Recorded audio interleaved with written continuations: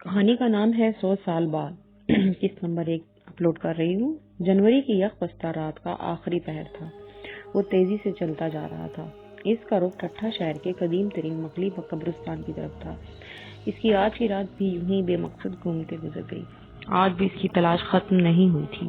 یہ اس کا ہر رات کا معمول تھا اور اس معمول کو کئی سال ہو گئے تھے۔ مغرب کی اذان کے بعد وہ اپنے مسکن سے نکل آتا اور اس کی تلاش میں جس کے لیے یہاں آیا تھا صحرا بیابانوں کی خاک چھان کر صبح کی پو پھٹنے سے پہلے اپنے مسکن کی طرف لوٹ جاتا تھا۔ کئی سال گزر گئے مگر اسے وہ نہیں ملا تھا اور نہ ہی اس کی تلاش ختم ہوئی تھی۔ جس کی اس کو تلاش تھی وہ بھی اس جیسا ہی تھا۔ اس نے ایک دفعہ 2 لوگوں سے سنا تھا کہ وہ یہاں سندھ کی زمین میں کہیں کئی سال سے موجود ہے اور یہ اسی کی تلاش میں یہاں ٹھٹھا شہر میں آیا تھا۔ اسے اپنی جنم بھومی تو یاد نہیں تھی، البتہ اتنا پتا تھا کہ اسے یہاں ٹھٹھا شہر تک پہنچنے میں کئی سال لگ گئے تھے۔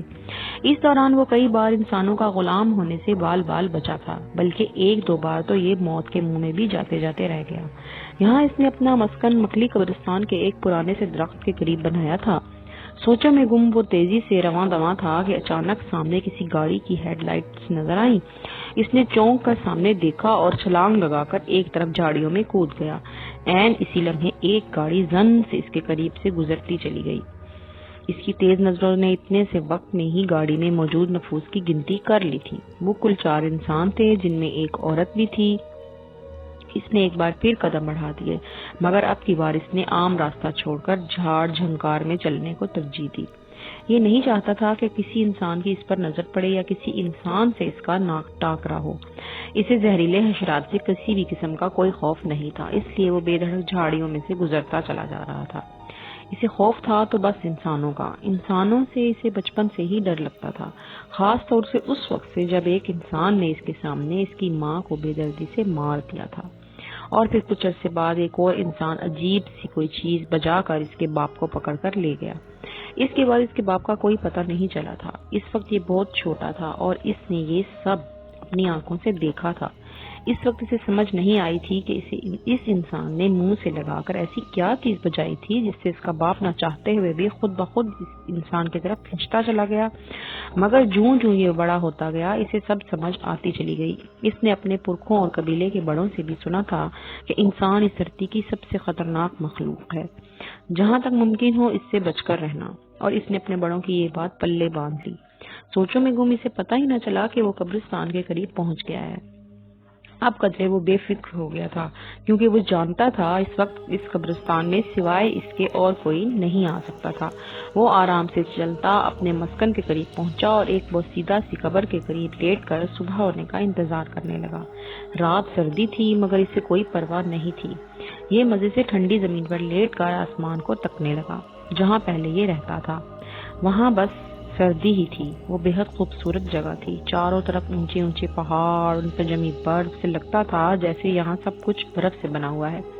اس کے لیے بس ایک ہی مصیبت تھی کہ کچھ ماہ کے لیے وہاں لوگوں کا ہجوم رہتا تھا، ان گنت لوگ آتے اور جاتے تھے۔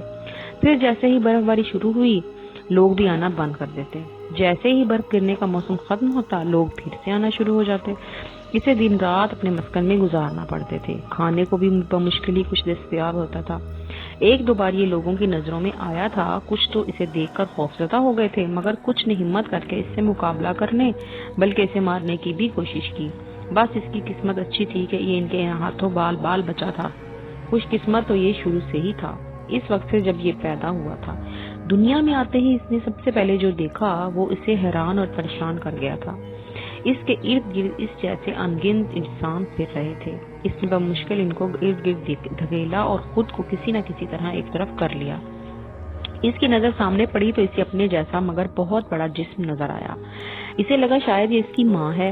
اس کی ماں نے اچانک سر اٹھایا، منہ سے تیز ہوا جیسی آواز نکالی اور ان سب کو اپنی لپیٹ میں لینا شروع کر دیا۔ اس جیسے چھوٹے چھوٹے تمام انسان ایک دوسرے کے اوپر نیچے گرنے لگے، ان میں کھلبلی مچ گئی۔ پھر اس کی ماں نے ان کو ایک ایک کر کے کھانا شروع کر دیا۔ یہ اور کچھ دوسرے اپنی ماں کے حصار سے نکلنے کی کوشش کرنے لگے۔ کچھ خوش قسمت نکل بھی گئے اور کچھ کو اس کی ماں نے نگل لیا۔ بچ جانے والے خوش نصیبوں میں ایک یہ بھی تھا۔ یہ حصار سے نکل کر بھاگا نہیں بلکہ کچھ دور جا کے لیٹ گیا۔ اس کی ماں نے پیٹ بھرنے پر ایک بار پھر پھنکار ماری اور زمین پر سر رکھ کر آرام کرنے لگی۔ اس کے ساتھ بچ جانے والوں میں سے کچھ مر گئے اور کچھ کو لوگوں نے پکڑ لیا یا مار دیا، مگر یہ زندہ رہا۔ اس دن کے بعد اس کی ماں نے بچ جانے والوں کو نہ مارنے کی کوشش کی اور نہ ہی کھانے کی۔ وہ ان سب کو صاف رکھنے لگی۔ وہاں ان کا پورا قبیلہ آباد تھا۔ اپنے بڑوں سے اس نے بہت کچھ سنا تھا اور سیکھا تھا، جن میں سے ایک ان کی نسل کا نام بھی تھا مولسک۔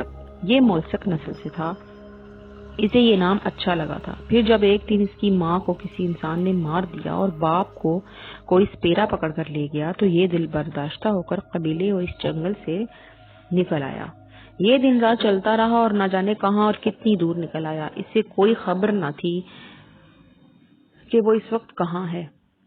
وہ ایک خوبصورت اور ٹھنڈا علاقہ تھا۔ اسے یہ جگہ پسند آئی تو اس نے یہیں اپنا مسکن بنا لیا۔ اسے نہیں معلوم کہ اسے یہاں رہتے کتنا عرصہ گزر گیا، البتہ اتنا ضرور ہوا تھا کہ پہلے حالات اور تھے اور اب اس سے مختلف تھے۔ لوگ بھی بدل گئے اور کسی حد تک موسم میں بھی تبدیلی آ گئی۔ پہلے یہاں کوئی انسان نہیں رہتا تھا۔ پھر ایک دن کچھ لوگ اس کے مسکن سے کچھ دور آ کر آباد ہوئے۔ اس کے بعد یہ سلسلہ چل نکلا۔ لوگ آتے رہے، آباد ہوتے رہے۔ دیکھتے ہی دیکھتے آس پاس گاؤں کے گاؤں آباد ہو گئے۔ طویل عرصہ گزرا، لوگ اس جگہ کو دیکھنے آنے لگے۔ انسانوں کی بہتات ہونے لگی تو اسے خطرہ محسوس ہوا۔ انسانوں سے اسے دور ہی رہنے کا کہا گیا تھا۔ اس نے یہاں سے کوچ کا فیصلہ کیا اور ایک بار پھر چل پڑا۔